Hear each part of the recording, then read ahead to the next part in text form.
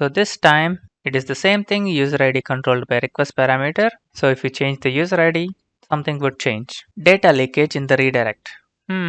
Interesting. This lab contains access control vulnerability where sensitive information is leaked in the body of the redirected response. To solve the lab, obtain the API key of the user Carlos and submit it as a solution. You can log into your own account using the following credentials, Wiener and Peter.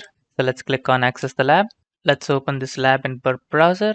Let's directly log in, Wiener and Peter.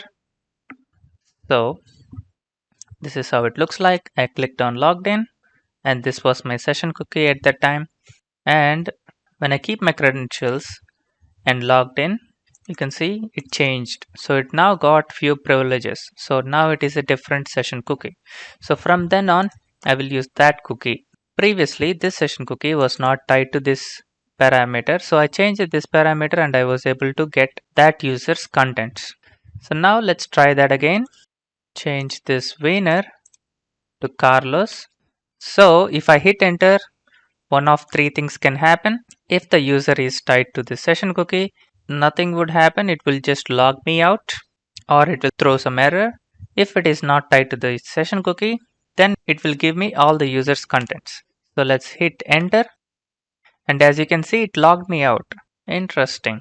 This time, this ID is connected to session cookie. Or is it?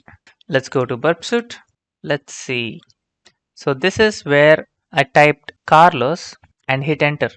So it redirected me to the login page. So this response seems to be huge, right? So 3809 is the length of the redirect. Usually redirects don't have that much length. So as you can see here, this redirect has just 188. So if you see the contents of that redirect, it only has this much.